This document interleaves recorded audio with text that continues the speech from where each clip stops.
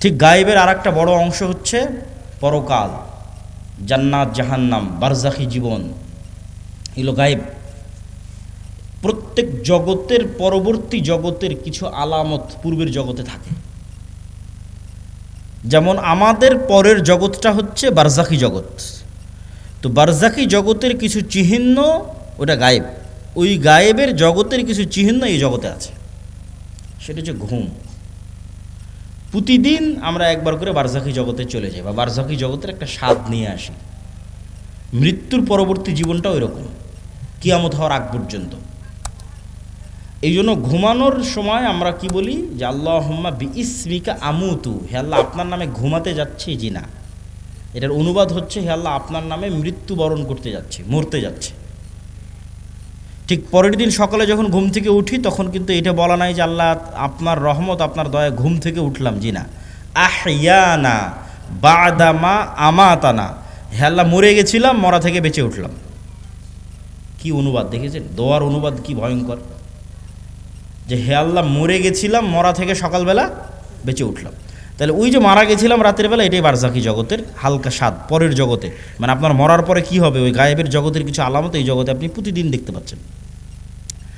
এখন যারা ঘুম চলে গেছে এদের মধ্যে একদল মানুষের স্থায়ী মৃত্যু হয়ে যাবে ঘুমের মধ্যেই, কেন আল্লাহ সুবহানাহু ওয়া তাআলা প্রত্যেক ঘুমন্ত বান্দার রূহকে তার নিকটে টেনে নেন। প্রত্যেক ঘুমন্ত বান্দার পবিত্র কোরআনের আয়াত, যাদের যাদের বাঁচিয়ে রাখতে চান তাদের রুহগুলো আবার ফেরত দিয়ে পাঠান যখন তারা ঘুম থেকে ওঠে। তো রুহ মানে হচ্ছে দেখা, শোনা এবং চিন্তা করার শক্তি, এটা রুহ থেকে আসে। এই জন্য আমরা যখন ঘুমাই তখন আমার দেখার শক্তিও নাই, আমার শোনার শক্তিও নাই, আমার চিন্তা করার শক্তিও নাই, তাহলে এখন আমার রুহ নাই। শরীরের সাথে একটা সম্পর্ক বজায় রেখে বের হয়ে গেছে, হালকা একটা সম্পর্ক বজায় রেখে বের গেছে। ওই সম্পর্কটা যদি আল্লাহ কাট করে দেয়, এটা স্পট ডেড, আর উঠতে পারবে না পরের দিন সকালে। কিন্তু রুহের প্রকৃত কাজ হচ্ছে দেখা, শোনা, চিন্তা করা, এটা রুহের প্রকৃত কাজ। ঘুমের সময় যখন এই কাজগুলো অফ হয়ে যায় তখন রুহ বের হয়ে যায়। ঠিক এবার বারজাকি জগতে যখন আপনি চলে গেছেন তখন পরের জগতের কিছু আলামত আপনি কবরের জগতে পাবেন। মানে পরের জগৎটা তো জান্নাত এবং জাহান্নাম, কিয়ামতের পরের যে জান্নাত জাহান্নাম, তখন কবরে থাকা অবস্থাতেই জান্নাতের মৃদু আবহাওয়া আসবে। তাহলে আলামত দেখাচ্ছে যে এর পরের যে জগৎ, সে জগতে তুমি জান্নাতে যাবা, সেটার কিছুটা আলামত নেও। যেমন দুনিয়াতে থাকতে তুমি ঘুমের মাধ্যমে পরের জগতের কিছু আলামত নিতা, এখন তুমি বারজাখি জগতে আছো, এখানে থাকা অবস্থায় এর পরের জগতের কিছু আলামত নেও। যদি জাহান্নামের হয়, শাস্তিযোগ্য বান্দা হয়, তাহলে জাহান্নামের গরম বাতাস আসতে থাকে তার কবরে। সরাসরি কিন্তু ওকে জাহান্নামে দেওয়া হয়নি, সরাসরি জান্নাতে দেওয়া হয়নি, কিন্তু তার পরের জগতে কি হবে তার কিছু ফিলিংস সে ওখানেই পাচ্ছে। এবং মানুষের আমলের ধরন অনুযায়ী এই রূহগুলো বিভিন্ন পর্যায়ে থাকে, আমলের ধরন অনুযায়ী। যেমন যারা শহীদ, তাদের রূহগুলো পাখি হিসেবে জান্নাতে উঠতে থাকে এবং খাবারও গ্রহণ করতে থাকে। ইউরজাকুন, রিজিক দেওয়া হয়। তাহলে যারা শহীদ হয়ে গেল এদের রূহ পাখি হিসেবে জান্নাতে উঠতেছে। এদের চেয়েতেও যারা শ্রেষ্ঠ, শহীদদের চেয়েতেও যারা টপ লেভেলের রূহ, তারা আল্লাহ সুবহানাহু ওয়া তাআলার আরশের নিচে ঝুলন্ত অবস্থায় থাকে বারজাখি জগতে। এদের চাইতেও যারা টপ লেভেলের শ্রেষ্ঠ, তারা হচ্ছে নবীরা। তারা দুনিয়া থেকে মৃত্যুবরণ করেছে, কিন্তু নবীদের বারজাখি জগতের জীবনযাপন আরও উন্নত পর্যায়ের, মানে কোয়ালিটি আরও বেশি। কোয়ালিটিটা কেমন? রাসূলুল্লাহ সাল্লাল্লাহু আলাইহি ওয়াসাল্লাম যখন গেলেন প্রথম আসমান, দ্বিতীয়, তৃতীয়, চতুর্থ, পঞ্চম, ষষ্ঠ, সপ্তম, সব আসমানে নবীদের সাথে কথা হয়েছে। তো নবীরা তো মরে গেছে দুনিয়াতে, তাহলে ওখানে কীভাবে কথা হচ্ছে? নবীদেরকে সাথে করে না সালাত কীভাবে হচ্ছে? তথা নবীদের বারজাখি জগতের যে জীবন, সেটা বারজাখি জগতে আর যত রূহ আছে তাদের চেয়ে টপ কোয়ালিটির জীবন, যেখানে ইবাদত করাও সম্ভব, যেখানে কথা বলাও সম্ভব। মুসা আলাইহিস সালাম তো কতদিন আগে মরে গেছে, কিন্তু মুসা আলাইহিস সালামের সাথে মুহাম্মদ সাল্লাল্লাহু আলাইহি ওয়াসাল্লামের দেখা হচ্ছে মেরাজের সফরে এবং কথা বলতেছে। তাই এটা হলো বারজাখি জগতের জীবন, যেটা কিয়ামতের পূর্ব পর্যন্ত এবং মৃত্যুর পরের। তাহলে এগুলো তো গায়েব। এই গায়েবগুলোর উপর আপনার ঈমান, ইয়াকিন কোন পর্যায়ের, আপনি কোন জায়গা থেকে এগুলোর উপর ঈমান রাখেন? এগুলো কি আপনি চোখে দেখতে পাওয়ার মতো ঈমান রাখেন, না বাস শুনলাম দেখলাম শেষ? যতক্ষণ পর্যন্ত চোখে দেখতে পাওয়ার মতো ঈমান অর্জন এই জিনিসগুলোর উপর না হবে ততক্ষণ পর্যন্ত গোলামি থেকে মুক্তির রাস্তা তৈরি হবে না। এই জন্য ঈমান মজবুত করা সবচেয়ে জরুরি। আর যদিও আজকের দুনিয়ার বস্তুবাদী জগতে মনে হচ্ছে যে বস্তুবাদী জগতে কিভাবে গায়েবের উপর ঈমান রাখা যায়, কিন্তু আমি চিন্তা করে দেখলাম যে এই বস্তুবাদী জগতে গায়েবের উপর ঈমান মজবুত করার আরও বেশি রাস্তা তৈরি হয়েছে। আমার চিন্তা, আমি উল্টাভাবে চিন্তা করেছি যে মানুষ মনে করতেছে যে সে মোবাইলের আনন্দ বিনোদনের মধ্যে ডুবে যাচ্ছে, মদ জুয়া আড্ডা, পৃথিবীতে এমন কোনো গুনাহের রাস্তা নেই যেটা বর্তমানে উন্মুক্ত হয়নি, ফলত সে কীভাবে গায়েবের উপর ইয়াকিন রাখবে? গায়েবের তো কোনো আলামত কোথাও দেখাই যায় না। কিন্তু আমি চিন্তা করে দেখলাম যে না, আমরা আধুনিক যুগে যা যা ব্যবহার করতেছি তা আমাকে গায়েবের প্রতি ইয়াকিন তৈরি করতে আরও বাধ্য করা উচিত। কিভাবে আপনাকে বলি, আজ থেকে 100 বছর আগে এই সাঘাটার কোনো মানুষকে যদি এখন জীবিত করা হয়, 100 বছর আগে এই প্রোগ্রামে নিয়ে এসে বসানো হয় মুরব্বির জায়গায়, দিয়ে তাকে আমি বলবো যে মুরব্বি, আমি এখন যে কথা বলতেছি আমার এই কথাটা না 1000 কিলোমিটার দূরে আমেরিকাতে এখন বাজতেছে, এখন আমার এই কথা উড়ে গিয়ে আমেরিকাতে এখন বাজতেছে, কয়েক হাজার কিলোমিটার দূরে। মুরব্বি তো বিশ্বাস করতে পারবে না যে বলে এখানে বলবে এখানে বাজবে লন্ডনে সাথে সাথে, এ কেমনি সম্ভব? এ তো গায়েব। এটা কিন্তু 100 বছর আগে এটাই গায়েব, 100 বছর আগে এটাই গায়েব। অথচ আমি কথা বললে আমার এই কথা উড়ে আমেরিকা, পৃথিবী যেই দিন সৃষ্টি হয়েছে সেই দিন থেকেই যায়। বুঝেন মনে হয় আমার কথা? এটা মানুষ জানতো না। এটা তো আলোর গতির মধ্যে, আলোর মধ্যে ডাটা ট্রান্সফার হয়, এই জ্ঞান মানুষের ছিল না। কিন্তু ট্রান্সফার তো ভাই যেই দিন থেকে আল্লাহ পৃথিবী সৃষ্টি করেছে সেই দিন থেকেই হয়। মানে আমি এখান থেকে বলবো আর এটা আলোর গতির সাথে আমার এই কথা সারা পৃথিবীতে ঘুরতেছে, বা আলো যতদূর পর্যন্ত যাচ্ছে আমার এই কথা অতদূর পর্যন্ত যেতে থাকতেছে। এটা যেই দিন থেকে পৃথিবী আল্লাহ সৃষ্টি করেছে সেই দিন থেকেই হয়। তাহলে এটা আমাদের জন্য কি ছিল? গায়েব ছিল। বলেন তো এটা আমাদের জন্য কি ছিল? গায়েব ছিল। তখন জানতাম না। তাহলে এইটা যদি সম্ভব হয় যে কথা বলবো এখানে আর আলোর গতিতে সেই কথা গিয়ে বাজবে আমেরিকায়, এবং আমেরিকায় বসে মানুষ শুনতেছে, এখন লন্ডনে বসে মানুষ শুনতেছে, আপনারা টিভি মোবাইলে ব্যবহার করতেছেন, তাহলে এটা ব্যবহার করা অবস্থায় আপনি কিভাবে বিশ্বাস করতেছেন যে এই কথা আল্লাহ শুনতেছে না? বলেন আল্লাহু আকবার। আপনি মোবাইল ব্যবহার করা অবস্থায় মানুষ আপনার কথা শুনে নিচ্ছে মানুষের তৈরি করা যন্ত্র দিয়ে, আমার এখনকার কথা মানুষ শুনে নিচ্ছে ইংল্যান্ডে বসে থেকে, আমেরিকায় বসে থেকে, আর আমি বিশ্বাস করতেছি আরে আমি যে কথা বলছি এটা তো মনে হয় আল্লাহ শুনতে পাচ্ছে না।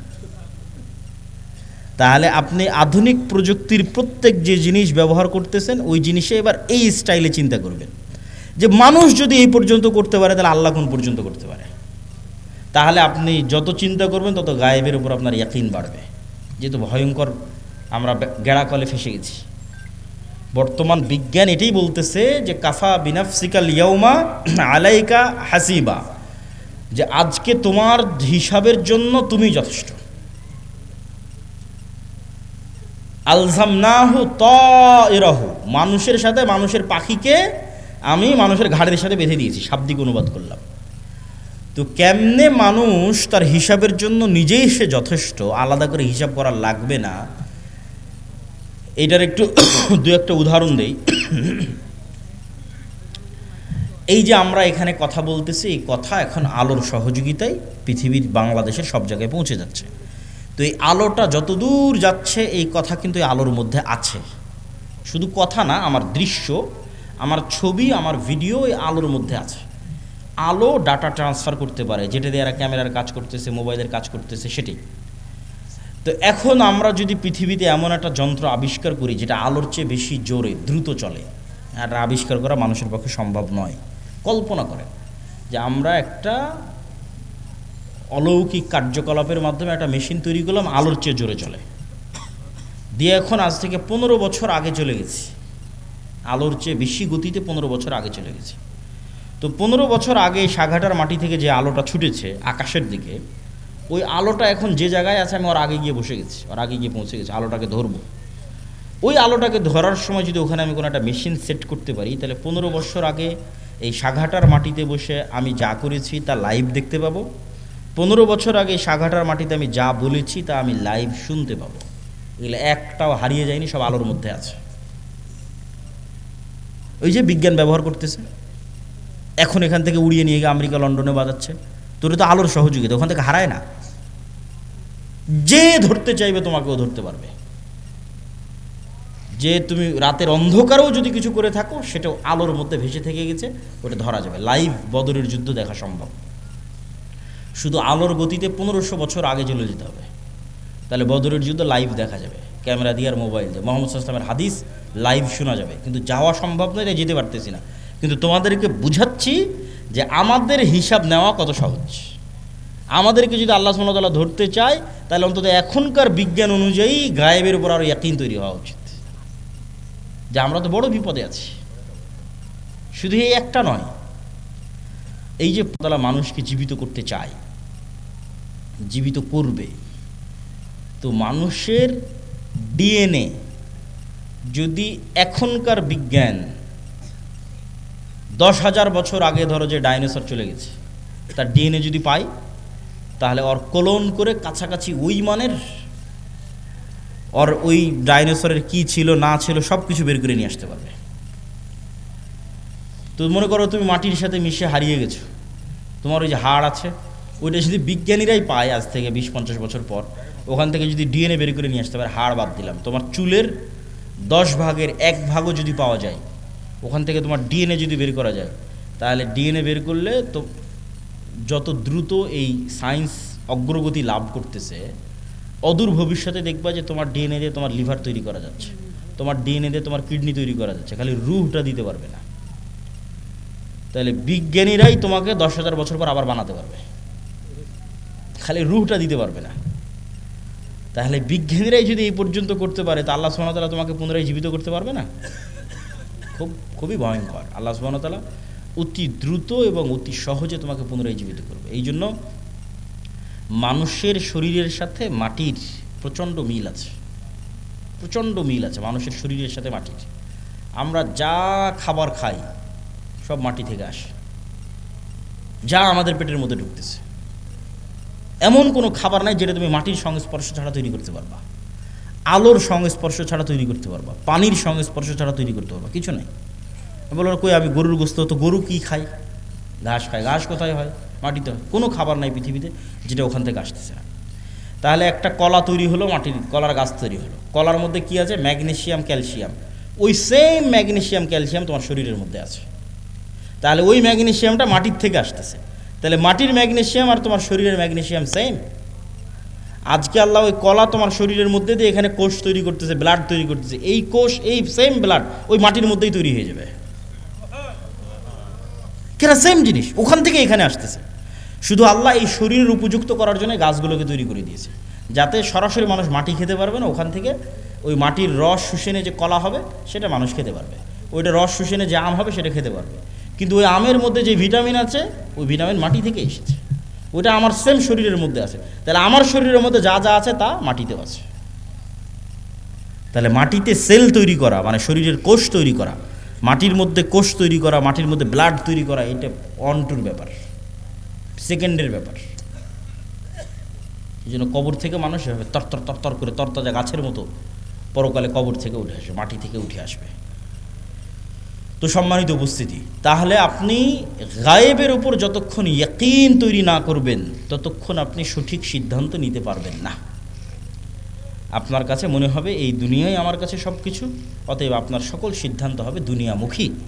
আর যখন আপনি মনে করবেন যে না এই দুনিয়া আমার কাছে কিছুই নয়, আসলে আমার প্রকৃত বসবাসের জায়গা জান্নাত, অতএব আমাকে এখানে বসে থেকে জান্নাতে ঘর বানাতে হবে, আমাকে এখানে বসে থেকে জান্নাতের বাগানে গাছ লাগাতে হবে, আমার স্থায়ী থাকার জায়গা হচ্ছে জান্নাত। এই কল্পনাটা যেই দিন যত মজবুত হবে তত গোলামি থেকে মুক্তির রাস্তা সহজ হবে। এই কল্পনাটা মজবুত হওয়া জরুরি।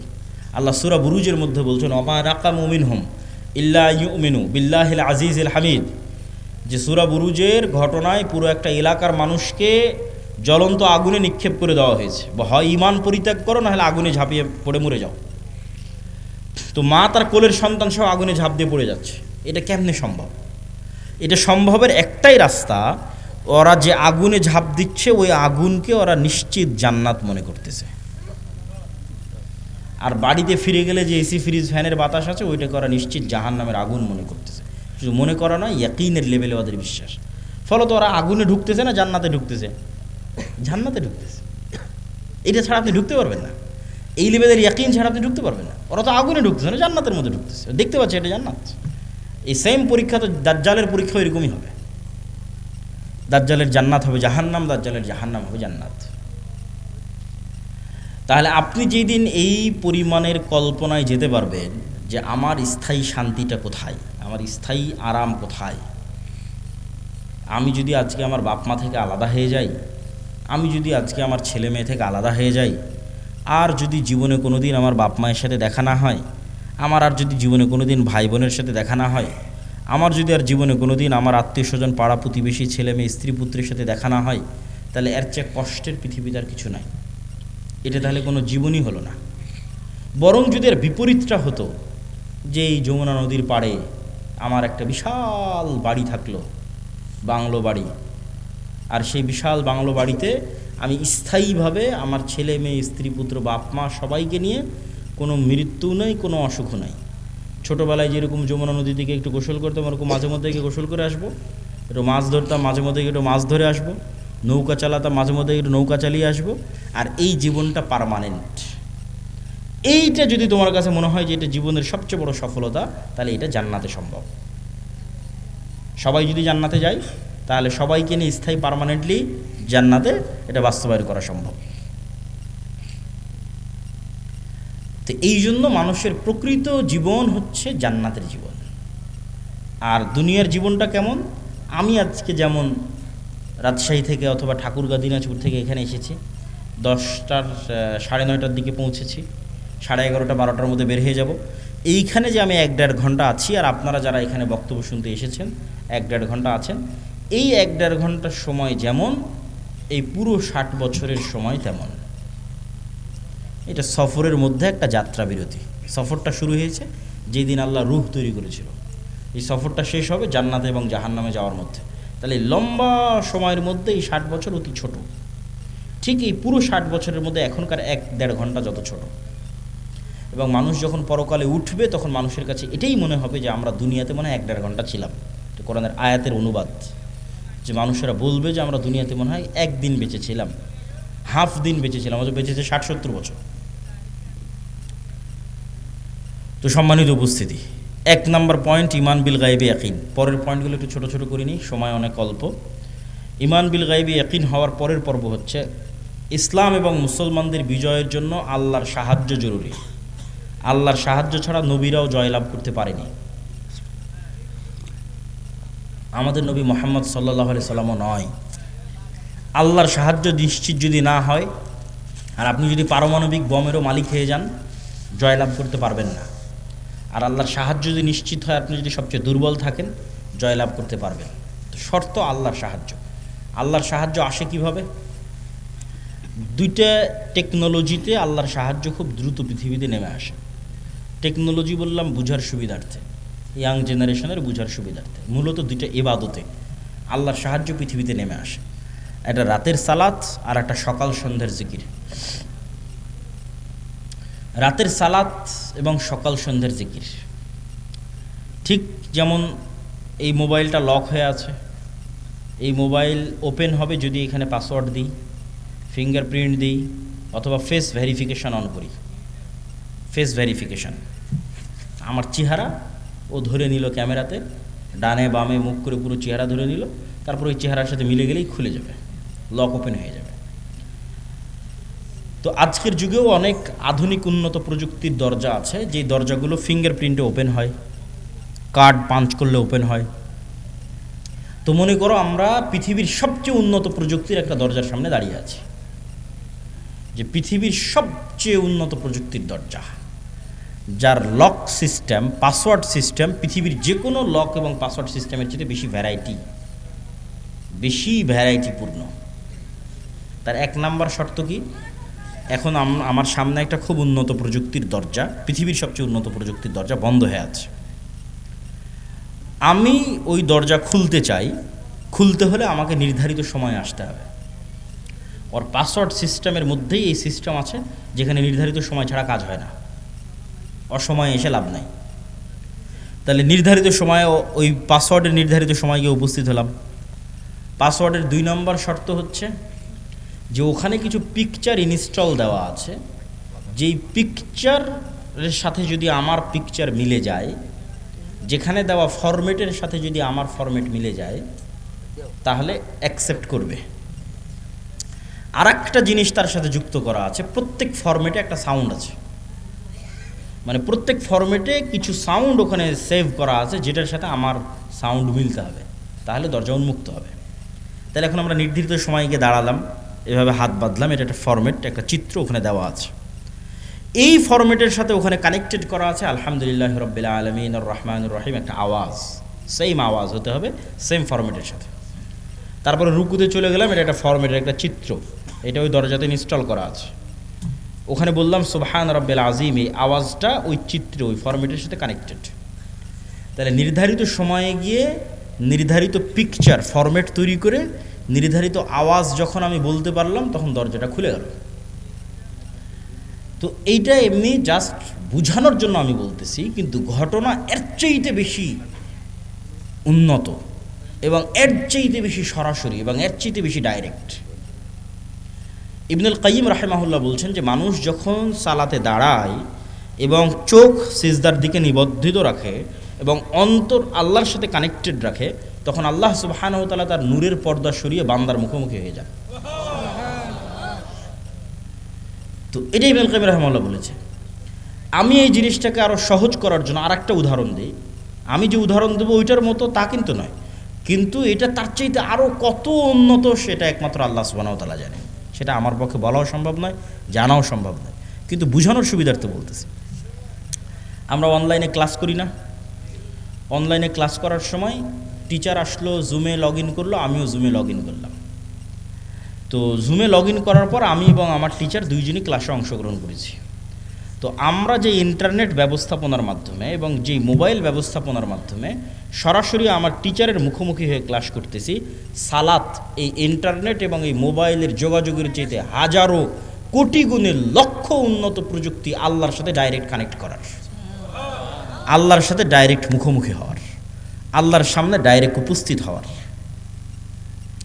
তাহলে আল্লাহর সাহায্য পৃথিবীতে নেমে আসবে, এটার লক এবং পাসওয়ার্ড এই আল্লাহর সাহায্যের দরজা উন্মুক্তই হয় সালাত দিয়ে সাথে সাথে। এই জন্য রাসূলুল্লাহ সাল্লাল্লাহু আলাইহি ওয়াসাল্লাম সূর্যগ্রহণে সালাত আদায় করেন, চন্দ্রগ্রহণে সালাত আদায় করেন, বৃষ্টি প্রার্থনার জন্য সালাত আদায় করেন, জানাজার জন্য সালাত আদায় করেন। সালাত আল্লাহর সাথে ডাইরেক্ট কানেকশনের, পৃথিবীর আসমানি জগতের সাথে, গায়েবী জগতের সাথে দুনিয়ার জগতের কানেকশনের মাধ্যম, যোগাযোগের মাধ্যম। এইটি দিয়ে আসমান থেকে সহযোগিতা নেমে আসে। এই জন্য রাসূল সাল্লাল্লাহু আলাইহি ওয়াসাল্লাম বদরের যুদ্ধের আগের দিন লম্বা রাতের সালাত আদায় করতেছে, সবাই ঘুমিয়ে গেছে, উনি ঘুমাননি। আবু বকর রাদিয়াল্লাহু তাআলা ক্লান্ত হয়ে বলছেন, কাফাকা মুনাশাদাতাকা রাব্বাক, আরে আপনি নবী হয়ে এত বলা লাগে আল্লাহকে, এত লম্বা রাতের সালাত, এত লম্বা দোয়া। কিন্তু মুহাম্মদ সাল্লাল্লাহু আলাইহি ওয়াসাল্লাম খুব ভালো করে জানেন, আবু বকরের চেয়েও ভালো করে জানেন যে আসমান থেকে সহযোগিতা নামাতে হলে সালাতে দাঁড়াতেই হবে, আসমান থেকে সহযোগিতা নিয়ে আসতে হলে রাতে উঠতেই হবে, নির্ধারিত টাইমে, নির্ধারিত ফরম্যাটে, নির্ধারিত আওয়াজে, নির্ধারিত সিস্টেমে অন্তরকে আল্লাহ সুবহানাহু ওয়া তাআলার সাথে কানেক্টেড রেখে সালাতে দাঁড়াতে হবে, তাহলে আল্লাহ সুবহানাহু ওয়া তাআলার সাহায্য নেমে আসবে। এর বাইরে কোনো রাস্তা নেই। আর একটা ইবাদত যেটা দিয়ে আল্লাহ সুবহানাহু ওয়া তাআলার সাহায্য পৃথিবীতে নামে, এটা বলে বক্তব্যের শেষের দিকে চলে যাব, সেটা হচ্ছে জিকির, সকাল সন্ধ্যার জিকির অথবা এমনিতেও জিকির। জিকিরকে সহজ করে বোঝানোর জন্য আমি বলি, ইয়াং জেনারেশনের বোঝানোর জন্য, সহজ করে বোঝানোর জন্য বলি যে এটা হচ্ছে সাউন্ড টেকনোলজি, শব্দ বা আওয়াজ ভিত্তিক একটা প্রযুক্তি। আমাদের আধুনিক সভ্যতা দাঁড়িয়ে আছে এই যে ক্যামেরা এবং মোবাইলের সভ্যতা দাঁড়িয়ে আছে আলোর ওপর, ওয়েভ তরঙ্গর উপর, যেটা প্রথমে তোমাদের বোঝালাম যে পুরো ইন্টারনেটের এই সভ্যতাটা দাঁড়িয়ে আছে, মোবাইলের এই সভ্যতা দাঁড়িয়ে আছে আলোর তরঙ্গের মধ্যে দিয়ে ডাটা ট্রান্সফার হয়, লিখলে ওখানে থাকে, ভিডিও দিলে ওখানে দেখা যায়, অডিও ভিডিও সবই ওই আলোর মধ্যে আছে, বাতাসের হাওয়ার মধ্যে আছে। ওটাকে ইউজ করে কাজে লাগানো, এটাই হলো আধুনিক সভ্যতার মূল ভিত্তি। তো তো আরেকটা এর চাইতে হাজার এবং লক্ষ কোটি গুণ পাওয়ারফুল একটা প্রযুক্তি, যেটার ধারে কাছে পৃথিবীর কোনো বিজ্ঞান নাই, সেটা হচ্ছে সাউন্ড টেকনোলজি। বিজ্ঞানের পক্ষে যাওয়া সম্ভব নয়। এই প্রযুক্তির কিছু জ্ঞান আল্লাহ সুলাইমান আলাইহিস সালামকে দিয়েছিলেন। ওয়ামা উতিতু মিনাল ইলমি ইল্লা কালিলা। আল্লাহ অনেক অল্প জ্ঞান মানুষকে দিয়েছে। এই অল্প জ্ঞানের মধ্যেও এই টপ লেভেলের এই জ্ঞানটা সুলাইমান আলাইহিস সালামকে দেওয়া ছিল কিছু। এই জন্য সুলাইমান আলাইহিস সালাম পিঁপড়া কী বলতেছে বুঝতেন, মানে পিঁপড়ার আওয়াজ সুলাইমান আলাইহিস সালাম বুঝতেন। আবার কি বললে পিঁপড়া বুঝবে, মানে কোন আওয়াজ মুখ দিয়ে বের করলে পিঁপড়া বুঝবে, সে আওয়াজ সুলাইমান আলাইহিস সালাম জানতেন। এটা তো আওয়াজের টেকনোলজি, সাউন্ড টেকনোলজি। পাখি কি বলতেছে এটা সুলাইমান আলাইহিস সালাম বুঝতেন। কোন আওয়াজটা বের করলে পাখি বুঝবে, যেমন আমি বাংলা আওয়াজ বের করতেছি আপনি বুঝতেছেন, আবার আমি যদি ইংরেজি শিখি ইংরেজি আওয়াজ বের করবো আপনি বুঝবেন। তো পাখিও তো একটা আওয়াজ বের করছে, আমি তো বুঝি না, তাহলে ওই টেকনোলজির জ্ঞান আমার নাই। আবার আমি কি বললে ওই পাখি বুঝবে সেটাও তো আমি জানি না। তাহলে এটার কিছু জ্ঞান কাকে দেওয়া ছিল? সুলাইমান আলাইহিস সালাতু ওয়াস সালামকে দেওয়া ছিল। সুলাইমান আলাইহিস সালাতু ওয়াস সালাম বললেন যে বিলকিসের সিংহাসন নিয়ে আসতে হবে। তো ইফরিতুম মিনাল জিন, ইফরিত নামক একটা জিন দাঁড়িয়ে বলল যে আপনার চেয়ার থেকে উঠার পূর্বেই অথবা দাঁড়িয়ে থেকে বসার পূর্বেই আমি বিলকিসের সিংহাসন নিয়ে আসব। সুলাইমান আলাইহিস সালাম রাজি হলেন না এটাতে। তখন এমন একজন ব্যক্তি যাকে আল্লাহ জ্ঞান দিয়েছিল, এভাবে বলা আছে কোরআনে, এটা কোরআনের আয়াত। এ এখন জিন না মানুষ, ওর নাম কি তা উল্লেখ করা নেই, খালি বলা আছে এমন একজন ব্যক্তি যাকে আল্লাহ কি দিয়েছিল? জ্ঞান দিয়েছিল। সে বলল আপনার চোখের পলক পড়ার পূর্বেই বিলকিসের সিংহাসন এখানে উপস্থিত হবে, জ্ঞান দিয়েছিল।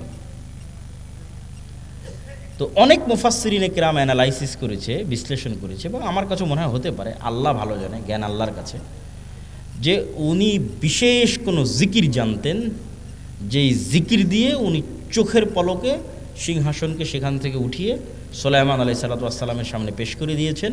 এটা হচ্ছে সাউন্ড টেকনোলজি, বিশেষ কোনো জ্ঞান আল্লাহ ওনাকে দিয়েছিলেন, যিনি বিলকিসের এই সিংহাসনকে সেখান থেকে উঠিয়ে নিয়ে যেতে চোখের পলকে। কিভাবে আনা যাবে, কোন প্রযুক্তিতে আনা যাবে, এটার জ্ঞান আল্লাহ তাকে দিয়েছিল। কোরআনে বলা আছে এমন একজন ব্যক্তি যাকে আল্লাহ জ্ঞান দিয়েছিলেন। তো আওয়াজ যে খুবই পাওয়ারফুল, আওয়াজ যে খুবই শক্তিশালী, তার দুটো উদাহরণ দিই। এক, আল্লাহ কিয়ামত কায়েম করবে আওয়াজ দিয়ে।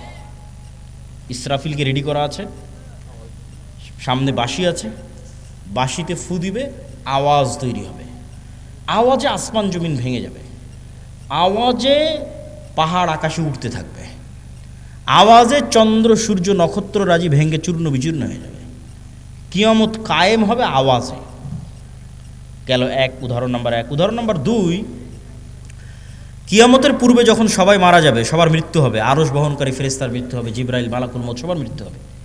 মৃত্যু হওয়ার পর শুনশান নীরব পৃথিবী। ওয়ায়াবকা ওয়াজহু রাব্বিকা যুল জালালি ওয়াল ইকরাম কুল্লু মান আলাইহা ফান, সব শেষ হয়ে গেছে, শুধু মহান আল্লাহ রব্বুল আলামিন, রব্বুল ইজ্জাত, তিনি আছেন। কতদিন এভাবে থাকবে রব্বুল ইজ্জাত জানে, রব্বুল আলামিন জানে। তারপরে উনি যখন পৃথিবীর সব মানুষকে কিয়ামত কায়েম করতে চাইবেন, তখন ইসরাফিলকে জীবিত করে আবার ওই বাঁশিতে ফু দিতে বলবেন, সেখান থেকে একটা আওয়াজ তৈরি হবে, আওয়াজে দুনিয়ার সব মানুষ কবর থেকে উঠে কিয়ামতের মাঠের দিকে উলঙ্গ অবস্থায় দৌড়াতে থাকবে। তাহলে আওয়াজ কত পাওয়ারফুল, আওয়াজের ধরন কত পাওয়ারফুল হতে পারে যে আওয়াজে সব মানুষ জীবিত হয়ে যাবে, আওয়াজে আসমান জমিন ধ্বংস হয়ে যাবে। আওয়াজ যে শক্তিশালী, শব্দ যে শক্তিশালী, বাক্য যে শক্তিশালী, সাউন্ড যে শক্তিশালী, এর আরেকটা উদাহরণ দিয়ে এই পর্বের আলোচনা শেষ করি। আল্লাহ সুবহানাহু ওয়া তাআলা বলছেন ইউসাব্বিহু লিল্লাহি মা ফিস সামাওয়াতি ওয়া মা ফিল আরজ।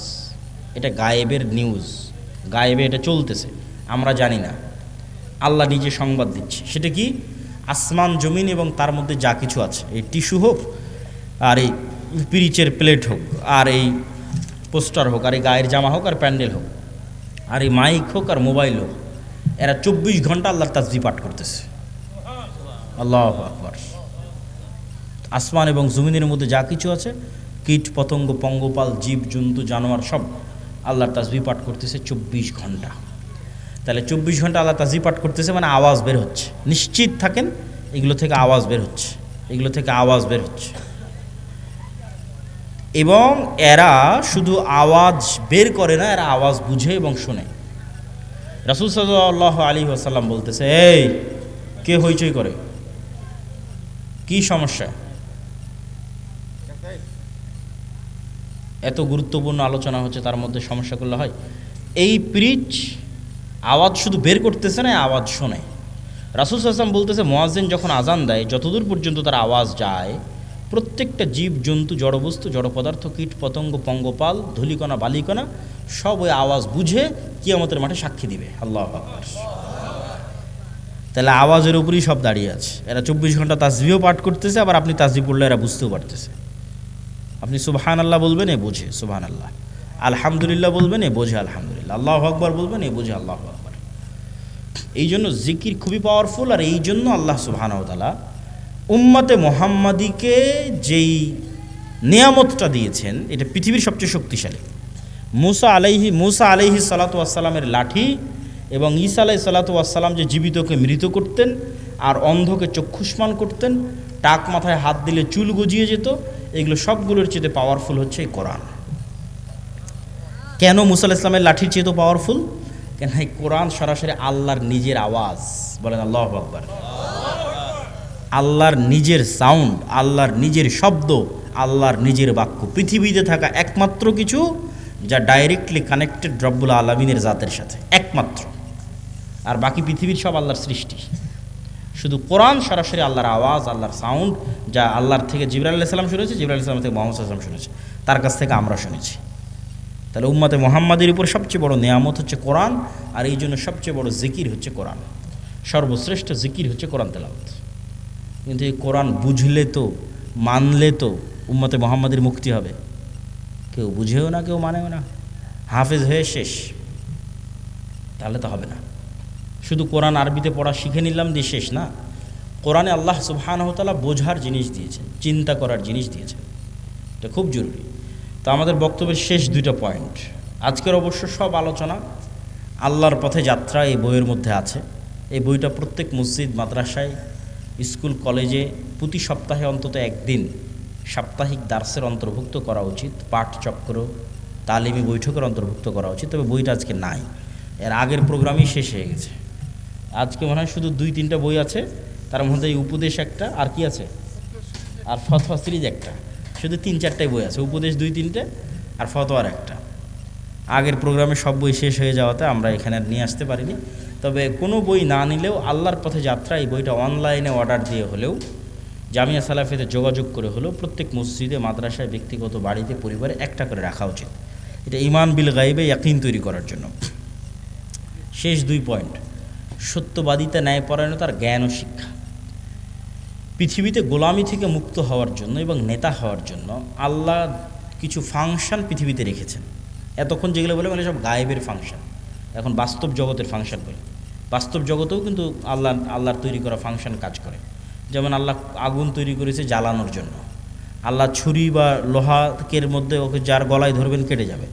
এগুলোর মধ্যে কাটার শক্তি, জ্বালানোর শক্তি আল্লাহর দেওয়া, মানুষের পক্ষে দেওয়া সম্ভব নয়। তো আগুন জ্বালাবে এই সিস্টেম আল্লাহর দেওয়া, ছুরি কাটবে এই সিস্টেম আল্লাহর দেওয়া।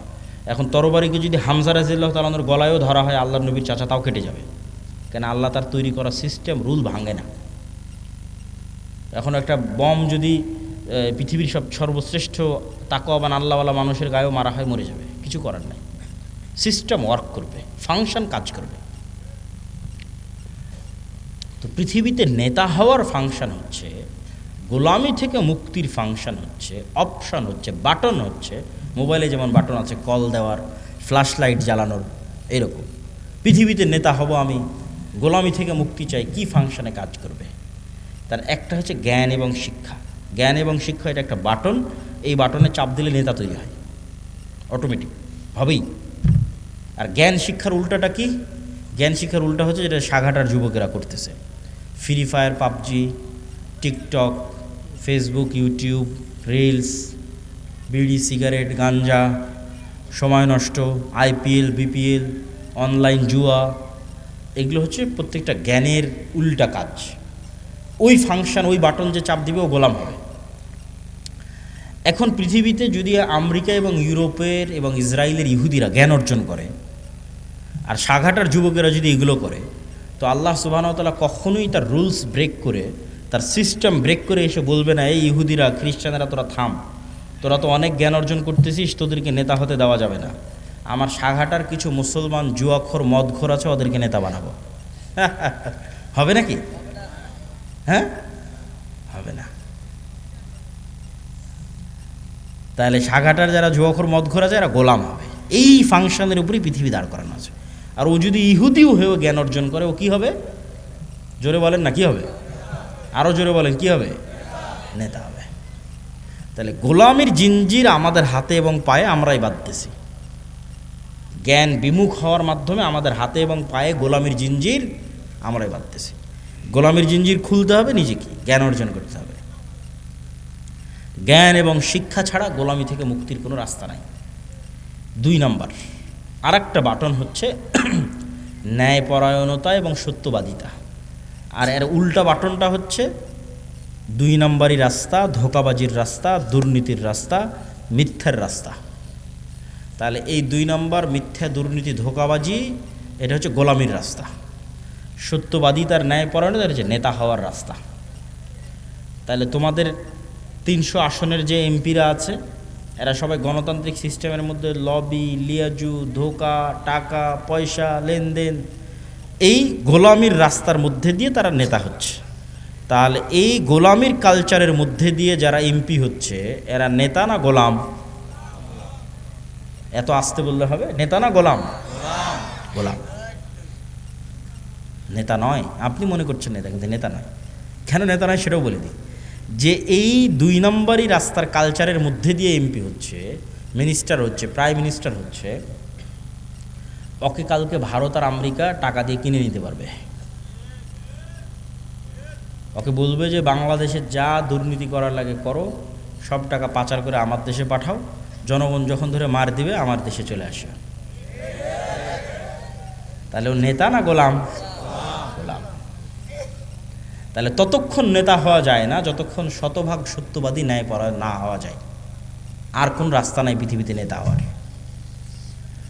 ওসি, ডিসি, এসপি, মন্ত্রী, মিনিস্টার, এসিল্যান্ড, সাব রেজিস্ট্রার, মাদ্রাসার শিক্ষক, প্রধান শিক্ষক, আলেম, ওলামা, হুজুর, ইসলামী দল, সংগঠন, সবার মধ্যে বাহ্যিক ইসলাম আছে। বেশিরভাগের মধ্যে 50% হয়তো সালাত আদায় করে, 60-70% হয়তো উমরা করে। কিন্তু এই চেয়ারটাতে যখন বসতেছে, তখন চেয়ারের আমানত আর রক্ষা করে না। তখন 2 নম্বরই রাস্তা অবলম্বন করে, ঘুষ, সুদ, দুর্নীতি, টাকা পয়সা সবগুলোর মধ্যে ঢুকে পড়ে। তাহলে সে আসলে বুঝেইনি ইসলাম কি, সে আসলে মোনাফিক। সে কি? মোনাফিক। রাসূল সাল্লাল্লাহু আলাইহি ওয়াসাল্লামের হাদিস যে সে মোনাফিক। এখন আপনারা সাগাটার মানুষ কেমনে পরীক্ষা করবেন যে আপনি নেতা হওয়ার যোগ্য না যোগ্য নন? জ্ঞান আর শিক্ষার পরীক্ষা তো এমনি করতে পারবেন, জ্ঞান অর্জন শিক্ষার সাথে আছেন কিনা। ন্যায়পরায়ণতা, সত্যবাদিতার পরীক্ষা কেমনি করবেন?